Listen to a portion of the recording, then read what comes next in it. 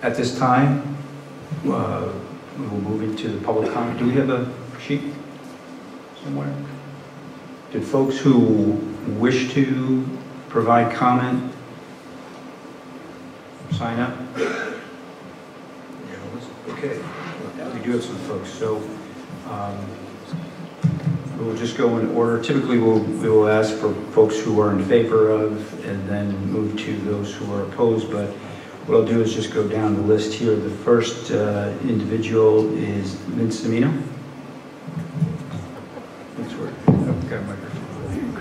Thank you. And David, thank you for moving this hearing to this room, because as you can see, the green room would never have been able to accommodate this crowd.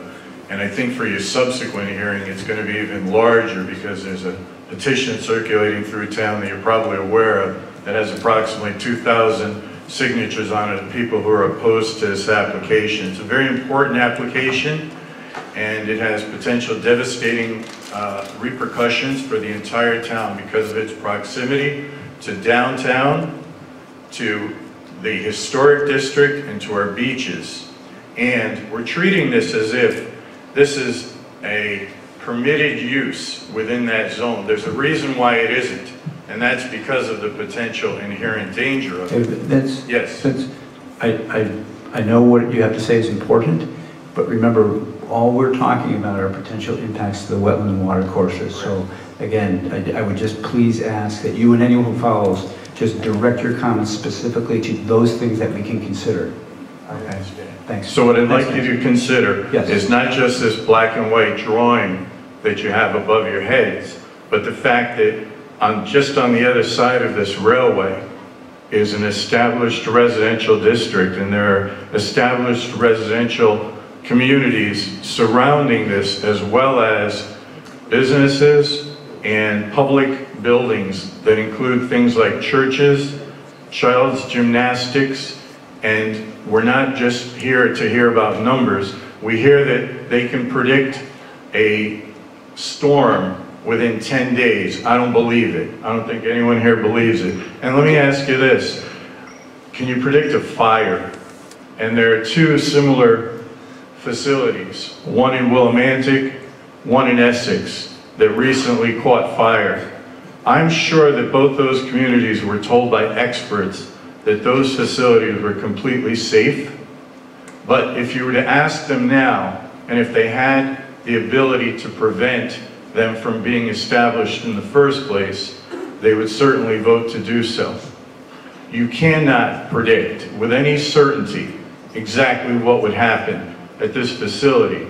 And therefore, I ask that this commission, whose primary goal is the health and safety of the residents and wildlife of Clinton, to carefully listen to the experts that will give testimony who are not paid by the owner. Thank you.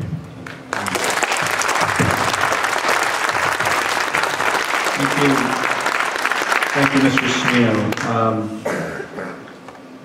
Campbell Hudson Callaway? Did I get that right?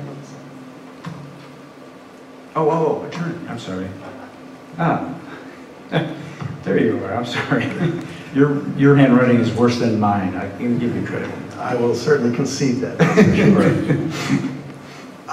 Thank you, and I'm not going to speak for very long because I'd like to introduce two people who I think have far more to say than I do. My name is Campbell Hudson. I'm an attorney in Centerbrook, and I'm here representing two property owners who have property in the immediate vicinity. One of them you can see on this map here to the far right, the property that is just north of the railroad as well, is owned, and you saw it on that aerial photograph before, by an entity called Demco LLC, and it is the landlord, if you will. There you go, that big building just to the right of the site there. That is the facility now operated by Tower Laboratories, which is affiliated with Demco. Demco is the real property owning entity. So Demco is a client of ours, and then Herb Clark, who is sitting here tonight, owns two of the other facilities in the Heritage Park development that is right there as well, and is very familiar with this as well. So both of my clients, as I'm sure many other people who we've been talking to, are very, very, very concerned about this. Not just what could go. It was sort of interesting, the one thing that I heard the applicant's engineer say tonight, this all is fine, quote, if everything is done properly. And that's the problem we have. I was just mentioned that in Essex and in Willimantic, twice in the last 3 years, there have been major fires for facilities like these, which have caused serious issues that have gone on, causing huge amounts of water to have to be poured onto these facilities, which create flooding issues that haven't even been addressed. So these are the sort of things that cause my client, particularly the Demco property just to the east, has a wetlands area on it, and it appears very clearly that this water would drain right into the wetlands property on the Demco property. That's a great concern to them. But of greater concern are the big problems that could come if you had one of those big fires with all sorts of water being poured onto it, as we had in Essex and as occurred recently in Willimantic. At that point, all bets are off, and then of course it flows underneath the tracks, and you did ask for more information of that, because then it gets into a water course on the other side of the track, the Hammock River, and that all flows right out to the town beach. So those are the concerns we have, but I'm not an engineer. We have two engineers that like to now, and they're next on your list, so that should be okay. One is Steve Trinkaus, who's going to be followed by Darby Hittle. So I'll let them speak right now, if that's okay. Thank you. Go ahead.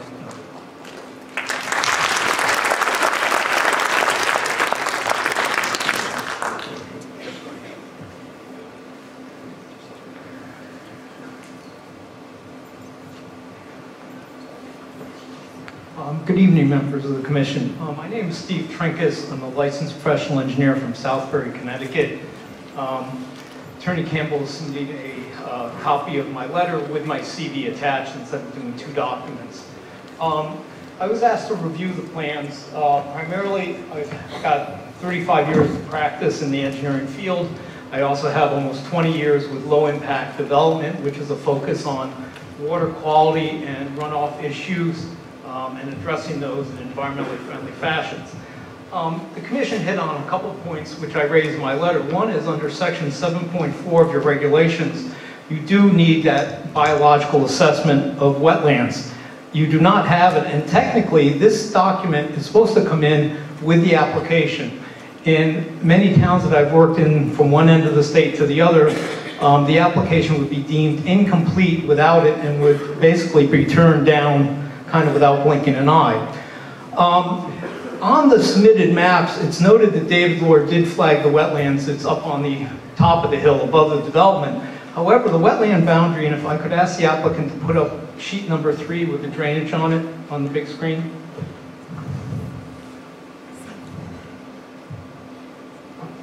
Thank you. The wetland along the railroad side is a singular line. If this is a swale, it really should have 2 boundaries. Whoops. Well, technology, I had technology issues a couple weeks ago, so I can relate to this. However, this boundary on the maps is basically shown as whoever delineated is unknown. It is not noted that David Lord did that. It is noted on the plans that he did the upper one. So my question is, if he did the southern one, why is there a notation of basically an unknown person being responsible for it? I do have issues with the septic, and I think your consultant from DTC has raised some issues, so I'm going to kind of skip over that, but I'm going to focus on the real stormwater issues, specifically the stockpile. Scaling on the plan, this is basically a 200-foot diameter circle. So if you're going to put 15,000 yards of material on it, there's 2 ways you can pile it. One is a cylindrical pile, basically 12 feet high, over the full footprint of that, which, you got a vertical edge, and aggregate doesn't like sitting vertically. The other way is having a conical shape that puts it almost 40 feet in the center. So if we're going to have millings and aggregate, how are they going to build this pile of 15,000 yards? You can't, if you dump it at the bottom, you're not going to be able to get up there. We have no idea how you're going to stockpile this material. And I will tell you that the filter socks being proposed, filter socks are an erosion control measure. They are not an approved stormwater measure in any manual I have ever seen. While they do filter runoff, removal of metals and soluble pollutants is very much up in the air. They also depend on being staked into a ground surface. They don't have to be towed in, but they do need to be staked in order to flatten out fully. If you put these on a flat concrete surface, there's going to be gaps underneath it. Now, one of the other key things is while millings themselves and perhaps crushed concrete is pretty large particles in general, you also have a lot of fine particles. Fine particles can become migratory very easily and can discharge from the site without a whole lot of trouble, especially if this is exposed to storm events way less than a 100-year event. You know, a lot of our rainfall comes an inch and a half in 24 hours. All of those storms are going to wind up falling on the stockpile and effectively leaching very fine particles out, and some of those will get off the site and into the receiving wetlands. We also have heard the applicant proposing 2 online separators. First off, the separators are not sized. There is a sizing criteria in the 2004 DEP manual. That is not part of the application.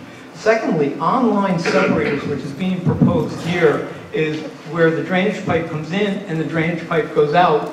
The efficiency of these systems is greatly reduced from what the manufacturer will quote. The manufacturer will quote you 80 to 90% total suspended solids removal. In an online configuration, and it does not matter which model you pick, a Contech, a Fortechnic, there's a million of these out there, the efficiency is about 30% when it's in an online configuration. And this is based on field research by the University of New Hampshire Stormwater Center up in Durham, New Hampshire. So first off, we're not going to have adequate treatment of the runoff via the separators. That's number one. So you will have increased pollutant loads being discharged into that wetland swale between the 2 rail lines, ultimately to the wetlands on the eastern side of the site and then under the full Amtrak line. Changes in water quality is an adverse physical impact because you're effectively changing the water chemistry of the natural environment. So by the discharge of increased pollutant loads, you've got an adverse physical impact. You don't have a possible one, it is a realistic one. In the application itself, it talked that everything was going to come in and out by rail, and we're going to eliminate 100 trips per day of trucks on the area roads. Well, we heard tonight that while stuff may leave by the rail, the stuff is coming to the site by trucks. So I would submit that you've got a significant number.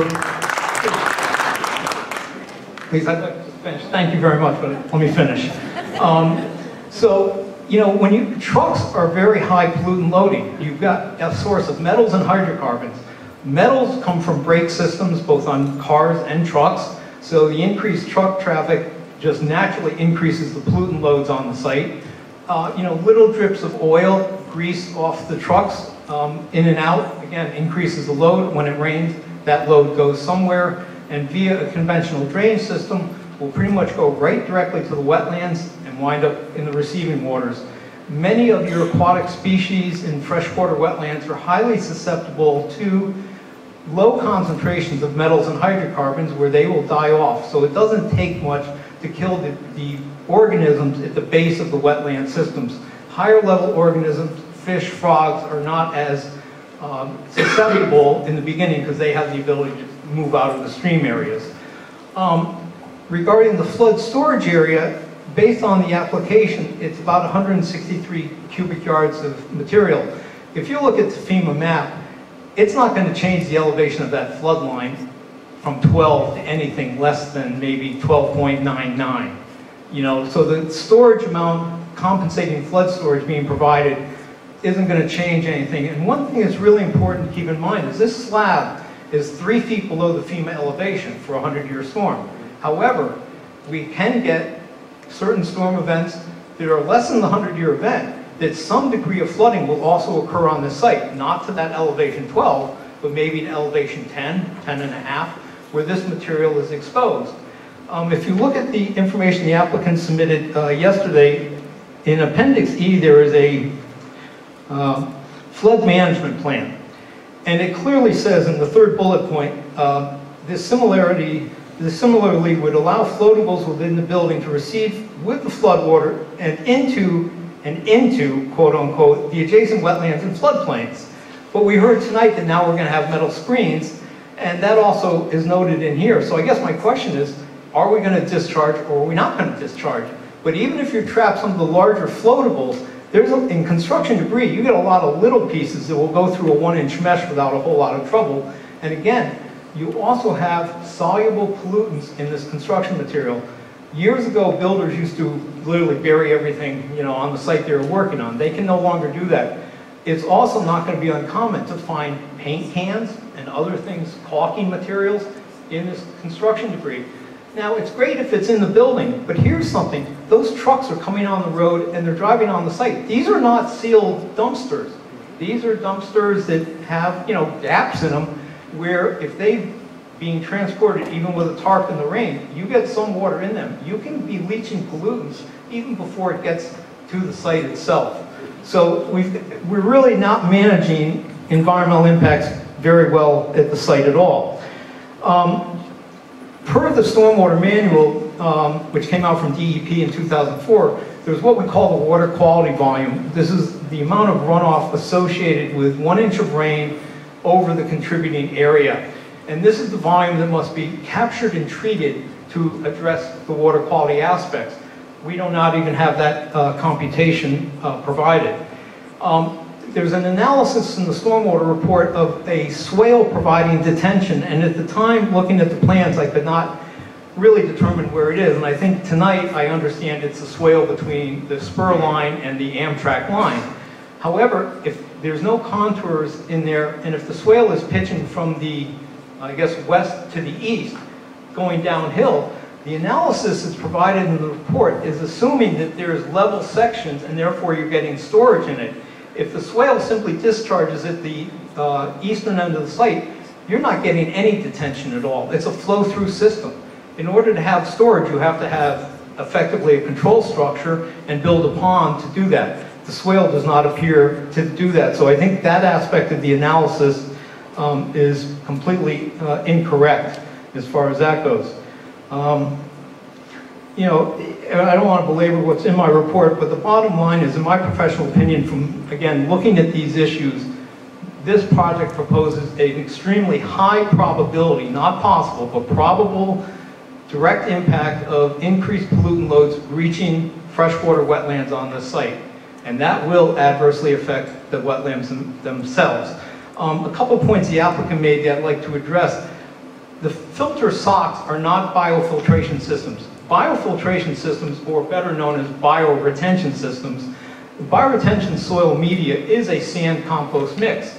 And if it's properly done, you never have to replace it. If you're digging out the media in 5 years, then the design of the system is not right. I have 2 at my own house that have been in place 8 years now. I believe in kind of practicing what I preach with LID. And I've never changed the soil media in them, and they function with very little maintenance. So if you're having to change them, something's wrong there. But these filter socks are designed for construction and earth control of runoff from earth surfaces. I have seen no independent research on their pollutant removal of post-development storm runoff, and I think it's a very large leap of faith to think that they're going to entrap pollutants from a recycling operation such as this. Thank you.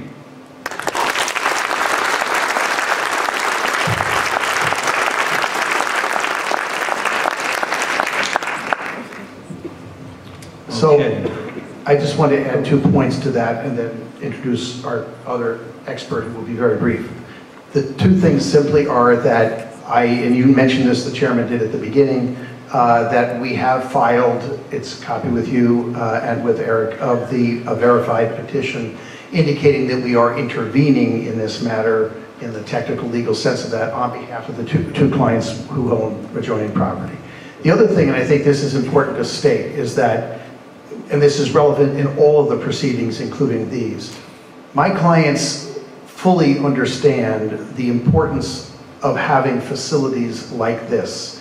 No one that I work for is trying to say that this sort of facility doesn't need to exist. The ability to reduce the volume of these things is an important thing.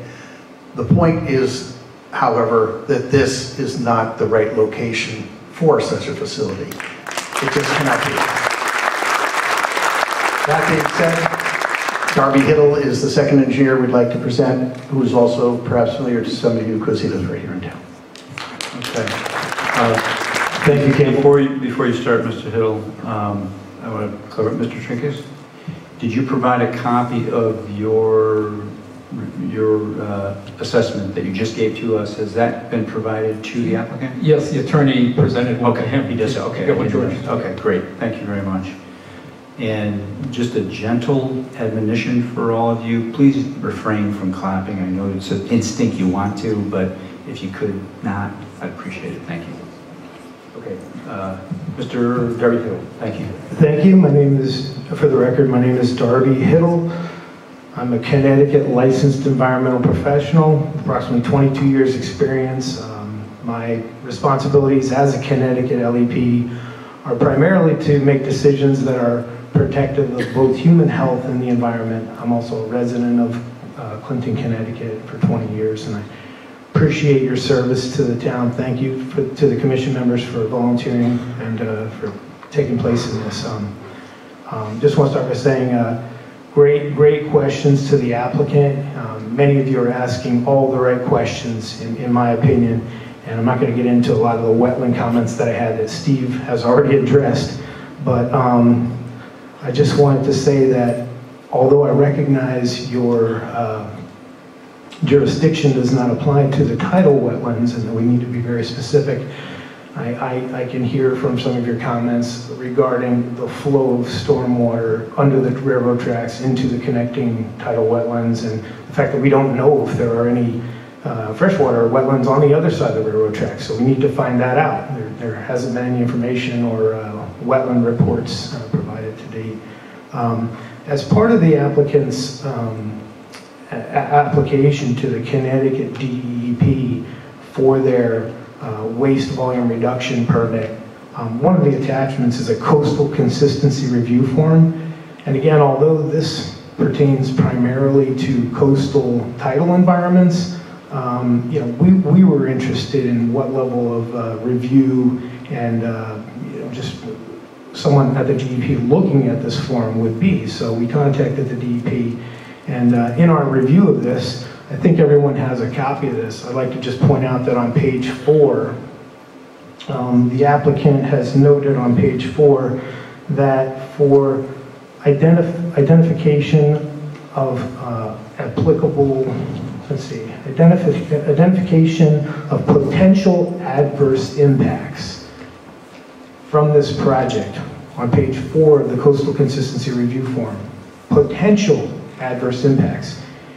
Every potential adverse impact, including characteristics and functions, patterns of shoreline erosion, visual quality, water quality, wildlife, fish, and shellfish habitat, drainage patterns, and coastal waters. The applicant has checked not applicable. Not that there may be potential impacts, but that these potential impacts are not applicable. So although your jurisdiction does not include the tidal wetlands, this level of attention to detail of this application, you might want to find out a little bit more about that. The CCRF is an attachment, as I mentioned, that is reviewed by the Office of Long Island Sound, typically at the state of Connecticut.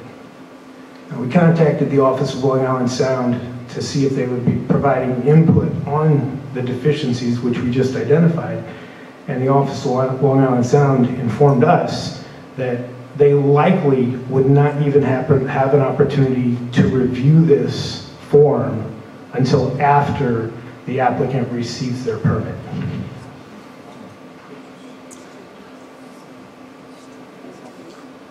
We recently performed a scoping level ecological risk assessment of the abutting property to the east on behalf of the intervener. And what we found was that there are at least 3 species in the abutting wetlands that are either on the threatened or endangered species list. I believe 2 of them are birds and there's 1 plant species. which potentially could be directly impacted by the activities on this site. Steve already talked about the fires, or Campbell did. One of you had a question about whether or not the materials that are being brought to this site would be evaluated for characteristic hazardous concentrations before they're brought to the site. And the applicant's response pertained primarily, and actually only, to the construction debris from demolition that will be stored inside the building. And there's been repeated mention that the soil that's being stockpiled in the outside area is going to be clean fill and asphalt millings. What I know as an environmental professional who assists clients in obtaining these permits is that the next permit that the applicant could apply for, which is relatively simple to obtain, is a general permit for the staging and transfer of polluted soil. Now, once you have a permitted volume reduction facility, it's relatively straightforward to obtain a general permit for the staging and transfer of polluted soil from the DEP. And it's likely that your commission would have little or no ability or opportunity to have an opportunity to review that general permit. That's issued by the state of Connecticut to permitted waste facilities. Once an applicant obtains a general permit to stage and transfer polluted soil, the material does not need to be characterized until it comes to the site. And once it arrives at the site, it has to be tested to see if there are hazardous constituents in the material.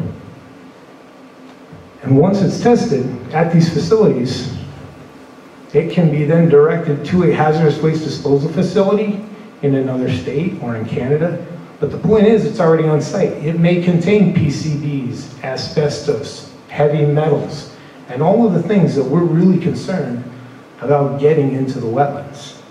So just please consider, as you evaluate this, that the permit that you're looking to approve right now can easily lead to the next permit without any involvement from the town.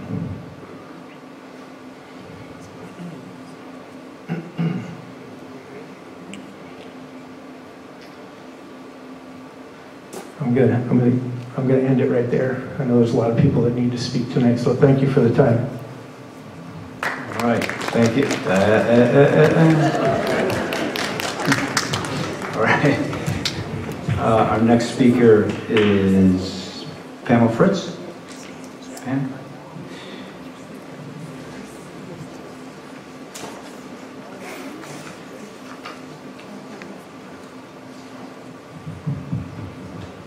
Okay, yeah, I got it right, all right.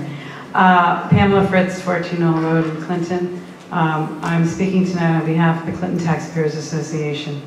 I certainly know that all of the experts that have just spoken, I can't possibly top what they have brought forward, which are such critical things, but there are 2 points I'd like to make. And the one thing that's not been said tonight at all is no one has talked about the residents who are impacted by something like this.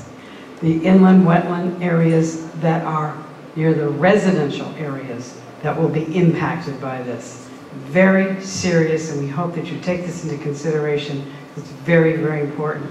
But I also like to say one other thing. I'd like to thank, absolutely from the bottom of my heart, to the people who have come forward, who have intervened, to the abutting property owners, to Herb Clark, to the Tower Laboratory people who have brought in these experts. Because as you and I both know, we can get up here and talk about why we think this is detrimental to the environment and impact. But I'm not an expert in that, okay? But these people have done this, and they've done it on behalf of the residents of Clinton. And I want to applaud them for it, if I say the word applaud. Thank you.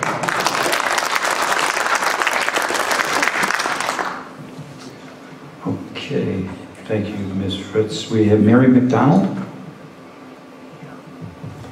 Hello, I'm Mary McDonald. I'm a resident of Clinton, Connecticut, and I was raised here as a child. I lived in Guilford, and I've seen the waterways of our shoreline, the only clean water that I can go in right now with my grandson is in Clinton.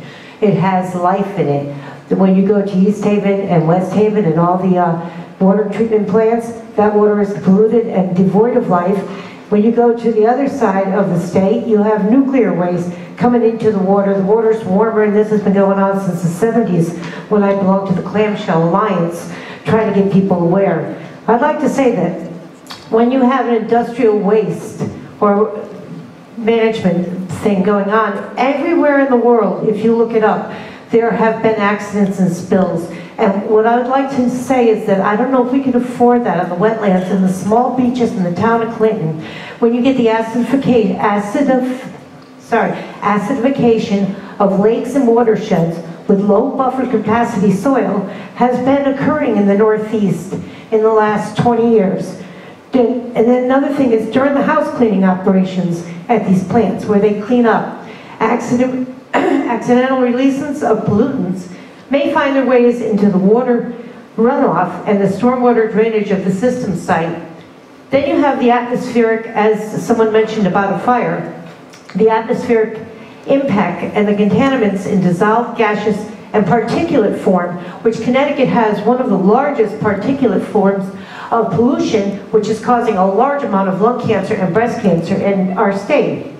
It enters the storm water runoff, and through the precipitation of the gases or the dust fall, in addition to the particulate matter, many other contaminants such as nitrogen, phosphorus, sulfur dioxide, toxic heavy metals, trace metals, pesticides, fungi, methane, and mercaptans. They're all contained in or transported by or deposited by atmospheric fallout. The roadway drainage from the threatening is also threatening the quality of the water. You get roadway drainage when you get rain and it runs off from where they have the barriers, concrete barriers that the man had mentioned that is with the company. Jersey barriers, I'm not sure if you all are familiar with how much runoff you can get underneath the Jersey barrier. But I mean, that's not going to hold back any contaminants that are going to go into the waterways and contaminate our waters. And then there's, in some proposal that they had, 2.5 tons of storage of antifreeze. That's quite a bit, and if that leaks, then what? 50-gallon barrels are great, but I remember as a kid seeing 50-gallon barrels in the lakes up at Chatfield Hollow. And as of late, all those barrels are leaking, and they're leaking all the contaminants because they're not, not permeable at some point in life. And I'm not here to speak just for who's here tonight and myself, because I probably won't be around forever. But we have generations of kids and grandchildren and great-grandchildren to protect. And we have to do it by speaking out and just not taking, what about asbestos? Are they going to store asbestos there? Are they going to store all the things that really, really could cause us to have a lot shorter lives? And essentially designed to essentially has been a word used a lot tonight, which means not, I am saying that it is going to, I'm saying essentially, which is like, just put you off a little bit. But, it's just something that I'm against, and I hope that, everybody here understands that, and even the people with the proposal for the site, that we have wetlands and waters that we have to protect, and there's not much of them left. Thank you very much. Thank you very much for your comments, Ms. McDonald. Jim Connolly?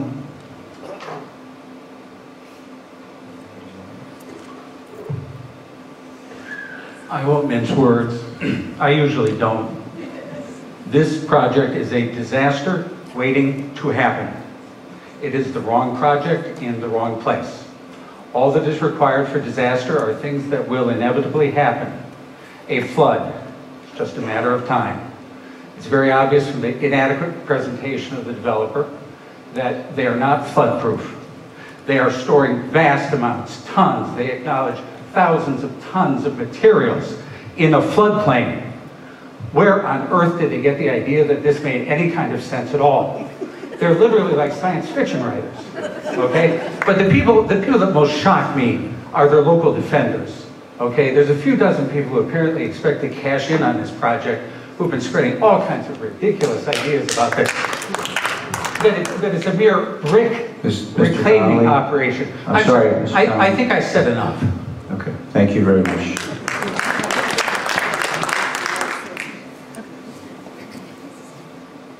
Aziz? Thank you. Dekan? Thank you. You could use that mic right there, I believe.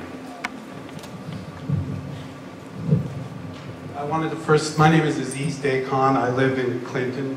I want to thank the commission. I know I've been on boards many times in my life. It's not easy to be doing what you're doing, and I thank you for your civic duty. I also thank all the citizens who've come out for their civic duty to talk about this project. So we've had a lot of testimony from certified, registered people. I can tell you I'm only registered to drive in Connecticut, so I don't have that kind of expertise. But I do have expertise in the hazardous waste business. I worked for Waste Management for 12 years, and I also am working on a large stormwater project in New York City that was the result of Hurricane Sandy. So what I really want to talk about for a few moments is Hurricane Sandy was a 260-year flood storm. So we're talking about a 100-year storm. More and more with the way things are going with climate change, we're going to see 100-year storms and 260 and 500-year storms coming.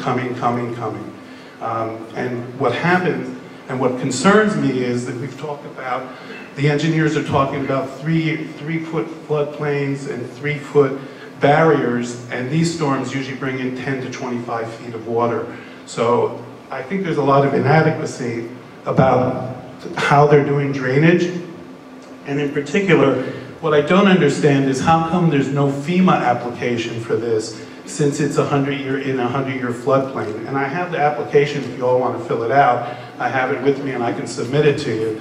But I'm a little confused why that's not part of this application.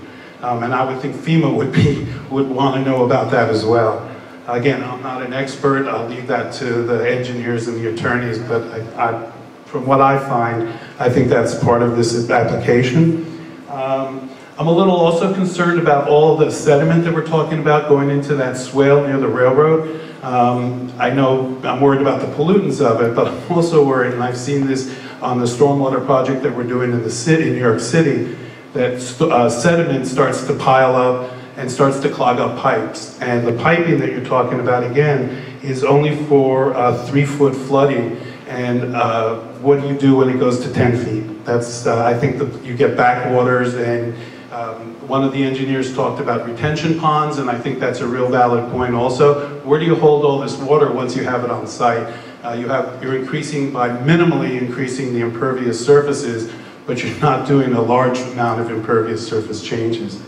I think that's all I really want to talk about. Well, one last thing. Somebody, when we were talking about this, somebody in this room asked me, so if I have a dumpster in my house and I'm taking my house apart and asbestos is in that dumpster, nobody's checking that dumpster. There's not an official industrial hygienist or engineer coming and looking at that. That dumpster is going to end up at this site. And that's where the real problems come in. That we as citizens don't always know, we as lay people don't always know what's in our house. And we demolish something, put it in a dumpster, and it ends up here. And that's a real concern, and I think the real concern, I left the hazardous waste business because people didn't pay attention. They didn't pay attention to what they were doing. They didn't pay attention to the cans of paint or the kerosene or the oil that was going into manifest, hazardous waste manifest. So I think that this is a real issue that you ought to consider. And I know it's a tough decision, but I think it's pretty clear what you have to do. Thanks. Thank you, Mr. Dekan. We have 3 more folks who signed up. We also are getting close on time. The first selectman just reminded me we're getting booted out of here at 9:30. So we do want to leave a few minutes so we can wrap up other business, including setting a continued public hearing date. Is there anything else we need to do before we close? Do we have to invoice? We have to pay? All right, so let's see, what is it now? 18. We have Judith, Joanne, and Melanie. Can you all be really quick? Yeah? Very quick. All right, Judith? I'm going to hold you to it quick, you know. Thank you. I just have two questions. One, how many hours a day are you going to be in operation? And two, what is it going to do to all the quality of life of these people here? It's going to affect us in such a negative way. We'll be crying for the rest of our lives. Thank you. That was very succinct. Thank you, Judith. And Judith, just for the record, your last name is? Gainey Hirsch. Thank you. Joanne? Is Joanne still here? Joanne?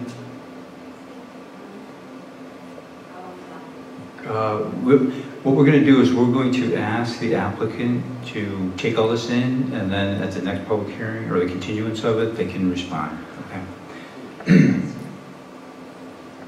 Is there Joanne here who had signed up? Joanne Church or something like that? No? Yep. Melanie Eldridge? Is Melanie? Melanie? Yes. Oh, great.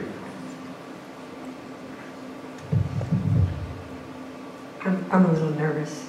I don't normally talk about my credentials much, but I'm just going to tell you a tiny little bit real quick about them so that you'll know that I have a little bit more than a layman's knowledge about this. I'm a PhD level microbiologist. I've been working in environmental toxicology for the past, up until a few months ago, since 2005, basically. So essentially what I've done is I've studied chemical contamination in the environment for about 12 years, all right? The applicant acts as though the construction materials would be inert. It wouldn't be any sort of problem because they're just from buildings and things like that. But you have to consider that the wood that is used in these buildings has been treated in some way. Prior to 2013, the wood could have arsenic in it. These days it could have copper in it. And you have to also consider that every single one of these pieces of wood and this fabric is treated with flame retardants. Some of them brominated flame retardants, which are integrin receptors. All of these different classes of chemicals, which there's not been much discussion of, and I'm sure there's many other classes of chemicals that I don't even know about that could potentially be in those materials. If they make their way into the wetlands, which I can pretty much be assured that they would, based on the dust from these construction materials, if they're all broken up, it's going to be present in the dust.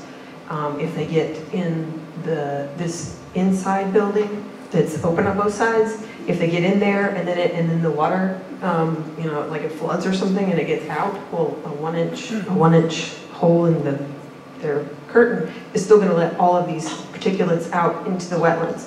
So there's many other classes of chemicals in these sort of construction materials that need to be considered beyond just even what's sitting outside. So the stuff that's inside, the stuff that's transported can have classes of chemicals in there that can have a real impact on the organisms in the immediate area.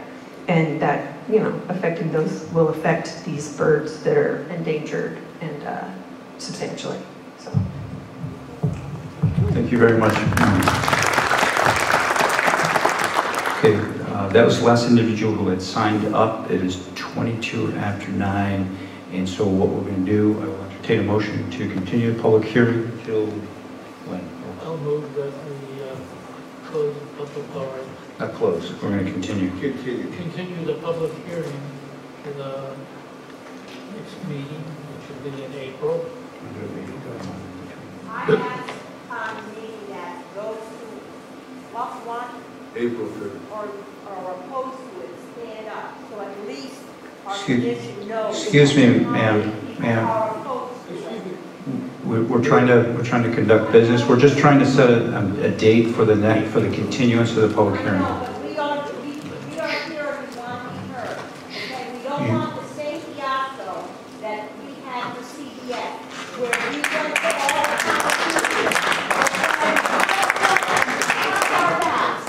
you guys pass it.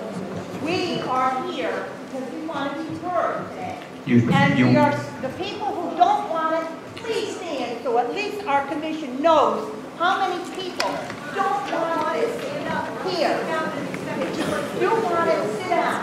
But if you don't, There's certainly. our commission will be voted.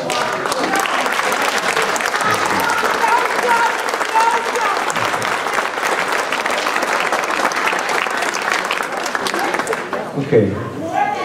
Thank you, ma'am. What date? Thank you very much. What date do we want to choose?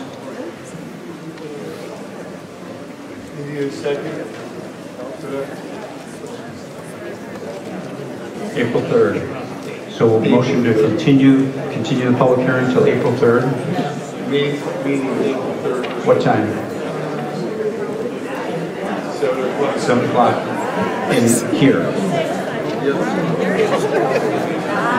Okay. We have a motion to continue the public hearing until April 3rd, 7 p.m. at the Morgan School. All right, do I have a second? I second. Eddie, second. Any discussion? All in favor? Aye. Anyone opposed or abstained? Okay. Folks, did you get that? It'll be posted, but the continuance of the public hearing will be the first Tuesday in April. April 3rd, same time, 7 p.m. and same location. Okay?